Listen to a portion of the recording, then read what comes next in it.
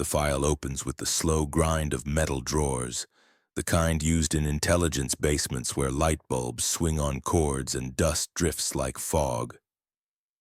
A clerk's gloved hand pulls a weathered folder forward. Its cover is stamped with the authority of the desperate early war years. Most secret Operation Biting, Airborne and Naval Intelligence Seizure, February 1942. A second line, handwritten in blue wax pencil, reads, Objective, Würzburg radar, capture intact. The words are flat, clinical, typical of British wartime understatement.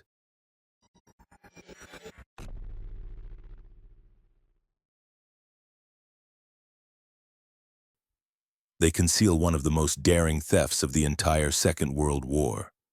The night British paratroopers dropped onto a French cliff, dismantled Germany's most advanced radar system under enemy fire, and carried its secrets home through the surf while German searchlights burned the darkness around them. Soldiers fighting hand-to-hand in shattered trenches fill the screen, a reminder that by early 1942 the war was not yet balanced. Britain stood alone in Western Europe. The Soviet Union bled in the East. The United States had only just entered the conflict. Everywhere the Axis advanced, but nowhere more ominously than in the realm of technology. Germany had begun to saturate Europe's coastlines with a new kind of detection system. Radar capable of guiding night fighters so precisely that RAF bombers were being plucked from the sky with increasing accuracy. Intelligence analysts feared that if the trend continued, Britain might lose the nocturnal struggle long before it could mount an invasion. Tanks crawling through ruined European towns appear next. Their tracks grind over rubble that once belonged to houses, schools, and churches. Yet the tank war in 1942 had little to do with the mission unfolding inside the sealed folder. This would not be a job for heavy armor. It would be a job for shadows, for men who could appear from nowhere, overwhelm a fortified position, tear out the heart of a technological marvel, and vanish again before the Germans understood what had happened. A ship plunges into the sea. The U-boat war was at full fury in 1942. Convoys shredded in the Atlantic, shipping sunk without warning. The RAF and Royal Navy needed radar breakthroughs to survive the night enemy that directed much of this destruction. The Würzburg radar was the core of that threat. Mounted on rotatable dishes 3 meters wide, it could direct fighters toward bombers with terrifying accuracy. Yet the British scientific establishment did not know how it worked. They needed one, an entire system intact, to break its secrets.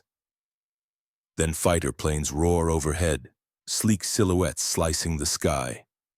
The RAF was losing too many crews. Night fighters guided by Würzburg radar were intercepting bombers before they reached their targets. It was not enough to jam German radar. They needed to understand its exact frequencies, pulse patterns, beam width, and tracking mechanism. Only by stealing a complete unit could Britain reverse the trend. Images of bombed-out cities follow: Coventry, Plymouth, London, landscapes smashed by months of German bombing. In these craters and ruins, British planners realized that every house lost, every factory destroyed, every civilian killed might be prevented if they learned how Germany's radar system functioned. Allied troops storming beaches flash onto the screen, foreshadowing the future. But in early 1942, Britain could not land armies in Europe. It could, however, land a single company of airborne troops on a dark French cliff. Civilians fleeing German-occupied towns appear. France was strangled under Nazi rule. Patrols walked every road. Machine gun posts watched every coast. Yet the local French resistance, living in constant fear, offered Britain the keys to the Bruneval mission.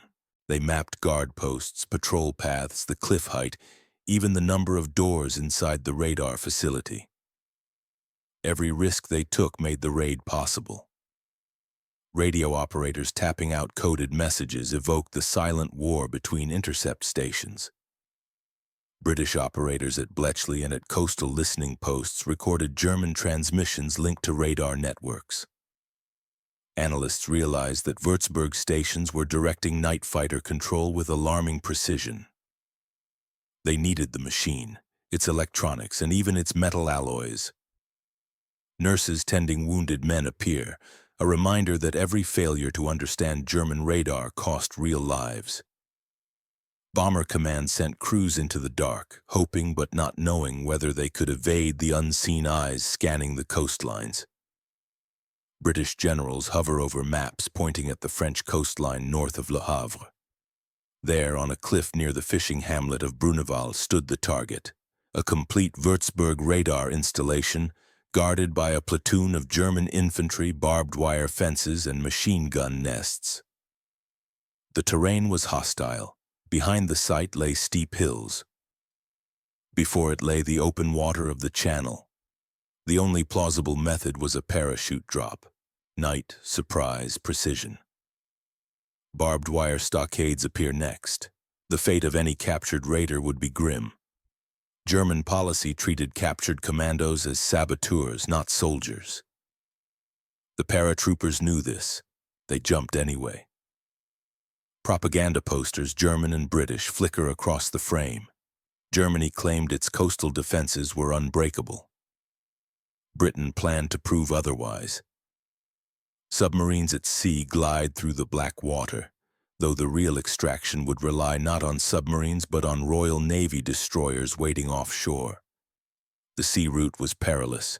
German coastal batteries and patrol craft scanned every wave. Extraction would be as dangerous as the assault.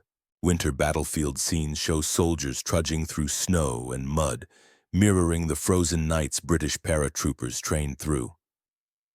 They rehearsed in darkness, learned to navigate cliffs, storm bunkers, handle explosives, and break down complex machinery under pressure. A brief glimpse of cheering crowds in Europe appears, premature in 1942.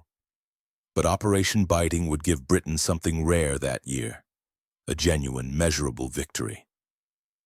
Then the ruins of Berlin, still far in the future in 1942, hint at what early daring operations helped make possible. Breaking German technology would accelerate the collapse to come.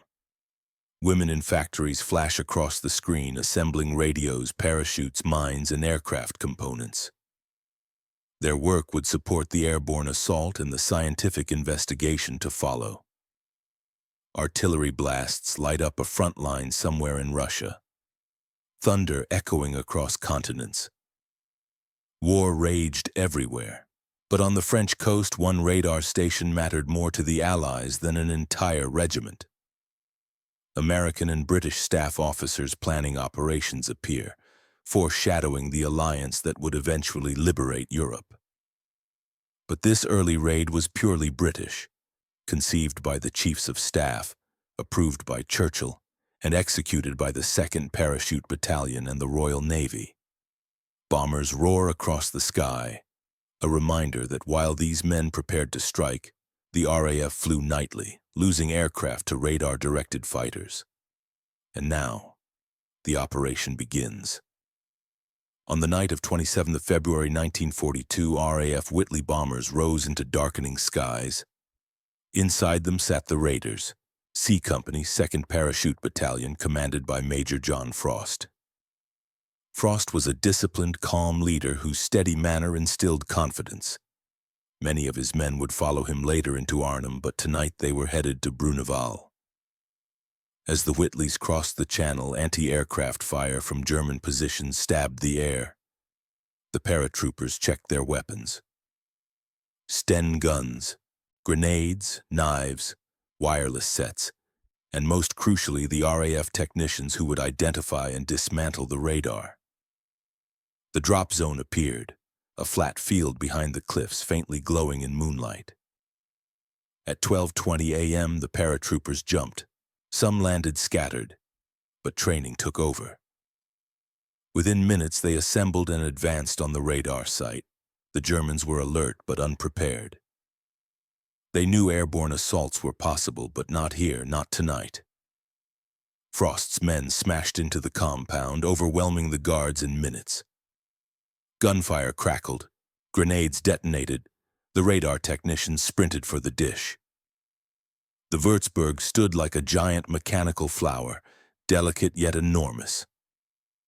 Its metal reflector dish, its receiver hut, its electronic equipment, all were to be stolen.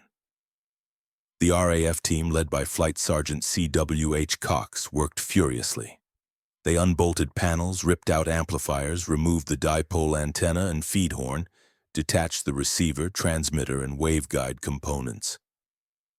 They labeled parts, passed them out the door, and handed them to paratroopers who raced them down the cliff path to the extraction beach. Meanwhile, German reinforcements converged from nearby barracks. Machine gun fire raked the hillside. Mortars burst in the distance.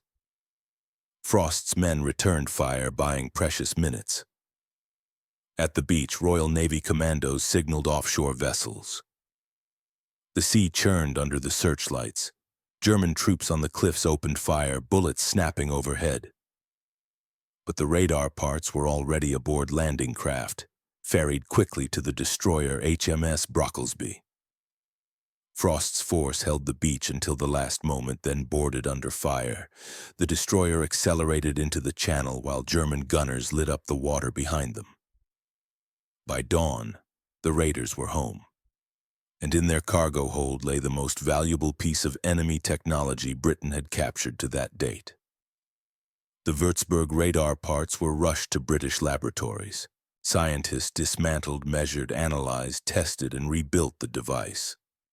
What they discovered transformed the air war. The frequencies, the beam shape, the tracking system, the vulnerabilities. Within months, Britain developed effective jamming methods and countermeasures that sharply reduced bomber losses. The Bruneval raid, Operation Biting, was not just a daring airborne strike. It was the moment Britain stole Germany's eyes, studied them, and learned how to blind them. It was proof that even in Europe's darkest occupation years, a handful of men dropped from the night sky could change the course of a global war. By carrying home an enemy invention torn from a cliff under the full fury of German guns,